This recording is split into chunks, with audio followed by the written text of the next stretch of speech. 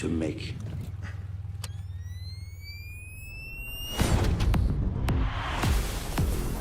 a traversé 4 épaisseurs de béton armé. Avec une Clio. Bon, vous voulez quoi? J'ai besoin de vos mécanos. Je veux arrêter ces putains de dealers. J'ai les meilleurs pilotes. Tu vas leur donner les meilleures voitures. Bonjour à tous et bienvenue dans ce nouveau numéro de Boire et déboire d'un cinéphile. Disponible sur Netflix depuis le mois de juin 2020, Balle perdue est le premier long métrage de Guillaume Pirret. Le réalisateur s'est auparavant fait remarquer grâce à des courts-métrages précis, efficaces et bourrés d'action comme Surrender ou encore Matriarche. Balle perdue étant un succès dont la célèbre plateforme n'a pas hésité à relayer les chiffres, le film ne pouvait qu'obtenir une suite, dont le tournage est confirmé sur les réseaux sociaux, avec une sortie attendue pour cette année 2022. Et si, pour prendre notre mal en patience, nous revenions ensemble sur notre entretien en 2 parties avec Guillaume Pirret,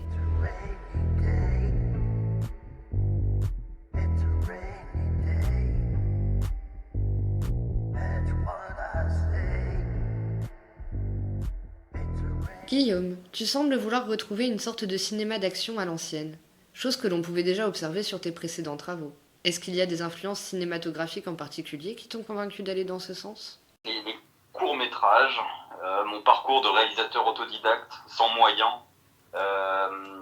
qui a envie de faire des choses spectaculaires, d'action, etc.,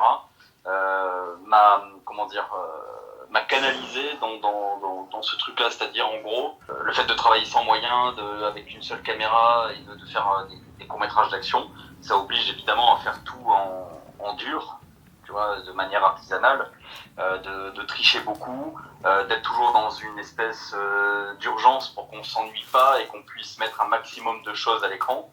Je pense que ça vient de là et à l'époque, les plus grosses influences que j'avais, c'était la série The Shield, qui était une série prise sur le vif, il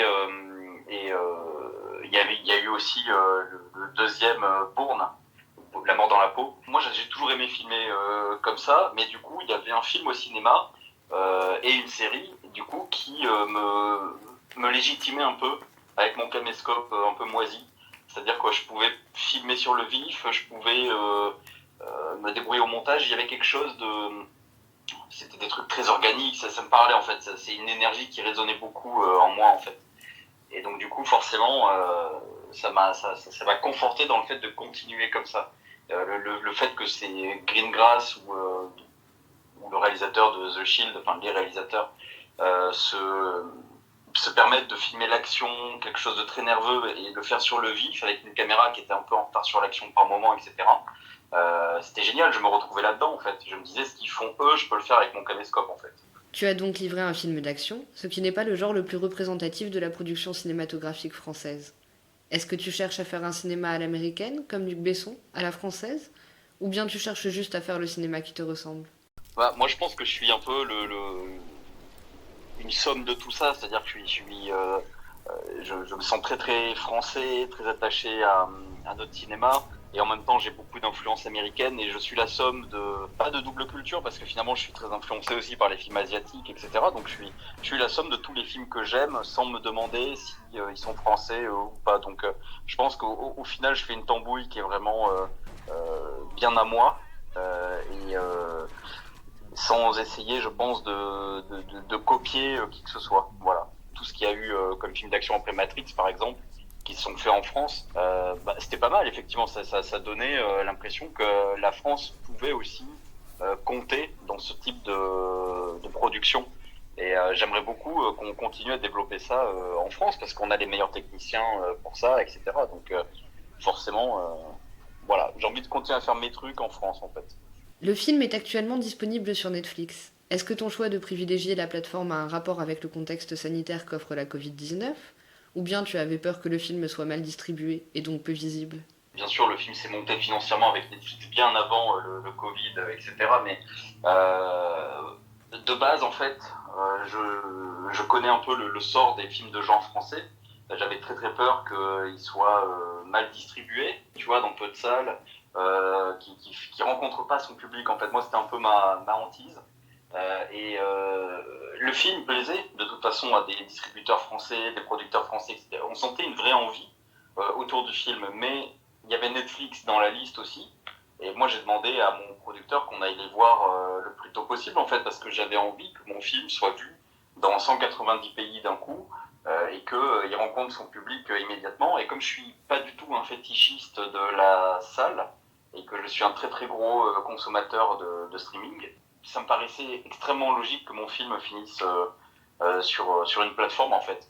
Et si possible, Netflix. J'avais vraiment envie, quoi. Et Netflix n'était pas du tout un choix par défaut. C'est pas les gens qu'on a été voir en dernier, voilà. Il y avait une vraie volonté d'aller les voir. Et je pense qu'il y a beaucoup de réalisateurs, d'auteurs et de producteurs aussi qui en font maintenant leur choix privilégié pour certains types de films. Balle perdue est donc ton premier long métrage, ce qui implique plus de collaborateurs, d'intermédiaires, etc. Est-ce que tu as ressenti une pression, ou du moins est-ce que tu t'es vu adapter ta méthode de travail habituelle, voire l'améliorer pour gagner en efficacité ? Au niveau pression, c'est quasiment la même chose qu'un court-métrage, parce que même si c'est un long qui a plus de budget, plus de temps de tournage, c'est un long-métrage, donc c'est plus long à tourner. Donc le rapport temps-argent, finalement, me semblait presque équivalent, en fait.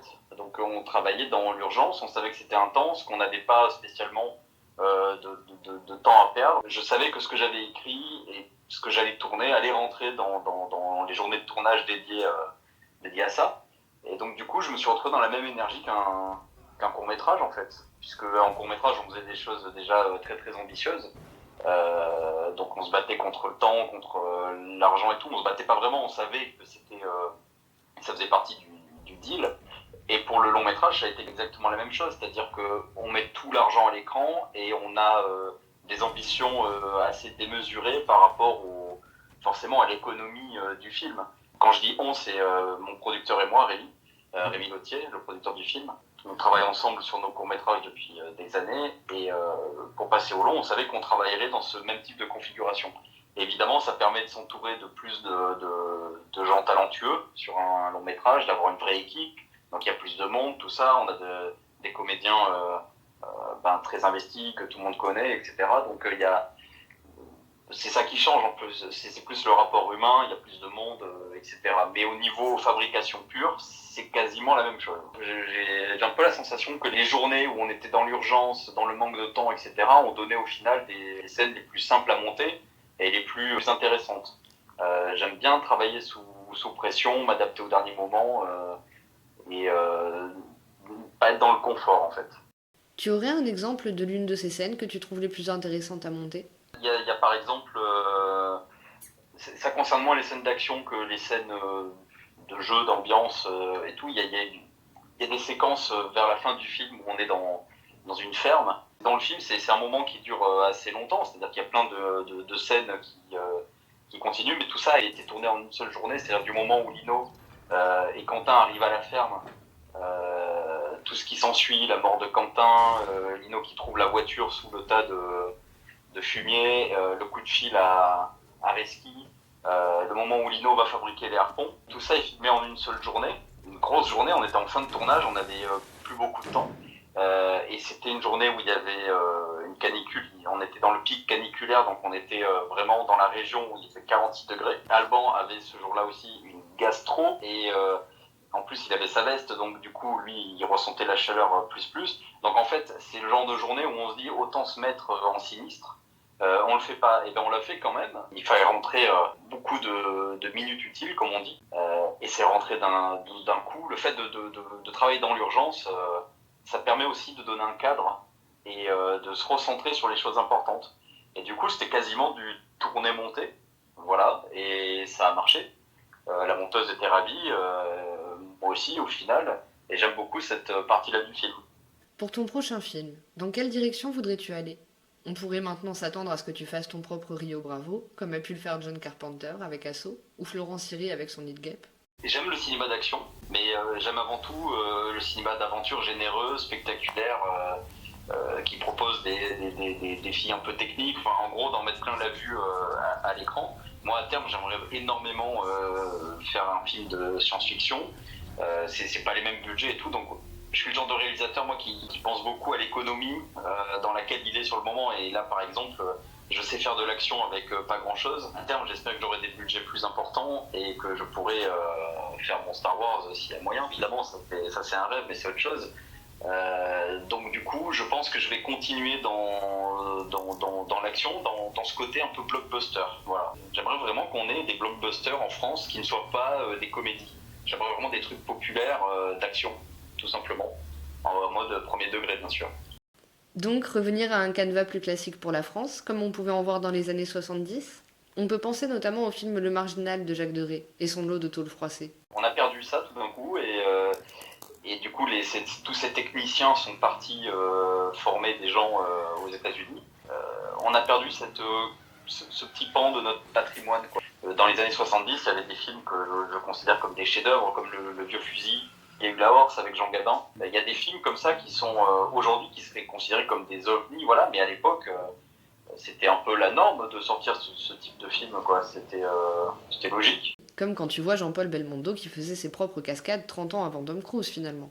C'est ça, et en fait, voilà, il y a eu Buster Keaton aux States. Ensuite, du coup, Belmondo veut s'inspirer de lui, donc il fait ça en France. Ensuite, Tom Cruise va faire ça à son tour en s'inspirant de Belmondo et de Buster Keaton. Il y a des sortes de vases communicants qui font que voilà, il n'y a pas le cinéma américain d'un côté et le cinéma français de l'autre. Je pense que les Américains ont compris ça, ils se nourrissent un peu de tout ce qui marche dans les autres pays et ils construisent autour de ça. Et nous, on a abandonné un peu tout ça. Voilà. On a abandonné ces trucs. L'action maintenant est au service des films de comédie. Ça fait déjà quelques dizaines d'années que c'est comme ça quand même. Fin de notre première partie.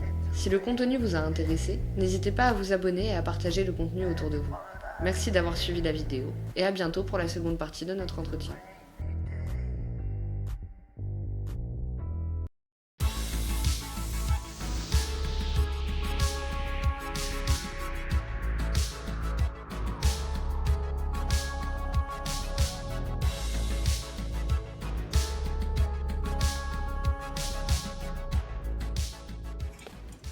Vous faites quoi dans la vie? Acteur. Vous êtes sûr que c'est bien raisonnable? Bon. Vous êtes connu? Bon.